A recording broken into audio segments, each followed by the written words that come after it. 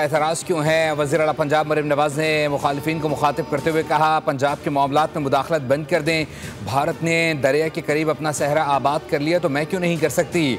हमें भीख ना मांगने पर तनकीद का निशाना बनाया जा रहा है। अगर सिंध में काम किया जाता तो हमें खुशी होती। पंजाब के आवाम को रिलीफ दिया तो IMF को शिकायतें लगाई गईं। कोई मुझ पर तनकीद करता है तो करे, लेकिन कोई पंजाब पर तनकीद करेगा तो मैं छोड़ूंगी नहीं।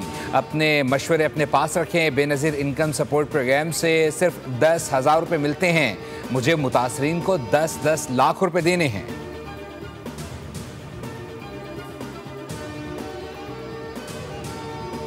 मार के हक में पाक फौज ने दुश्मन को मुंह तोड़ जवाब दिया। न्यूक्लियर पावर्स में जंग तूल पकड़ती तो नुकसान होता। हमारी बहादुर अफवाज ने जो सबक भारत को सिखाया वो हमेशा याद रखा जाएगा। पाक भारत जंगबंदी में किरदार पर सदर ट्रंप का शुक्रिया अदा किया।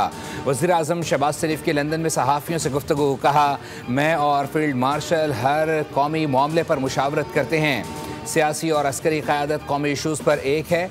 पाकिस्तान ताकत के किसी दौड़ में शामिल नहीं। मुल्क से दहशतगर्दी का सफाया करके रहेंगे। वज़ीर आज़म ने कहा, सऊदी अरब पाकिस्तान का बरादर मुल्क है। दोनों बरादर ममालिक में से किसी एक पर भी हमला हुआ तो दोनों पर तसव्वुर किया जाएगा।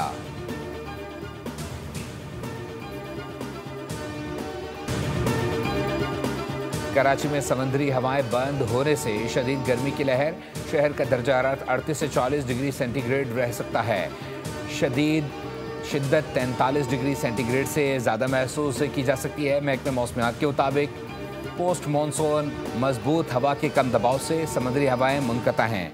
आज शहर के मज़ाफ़ात में कहीं गरज चमक के साथ बादल बन सकते हैं, जबकि 30 सितंबर को कराची में कहीं कहीं बारिश का इम्कान मौजूद है।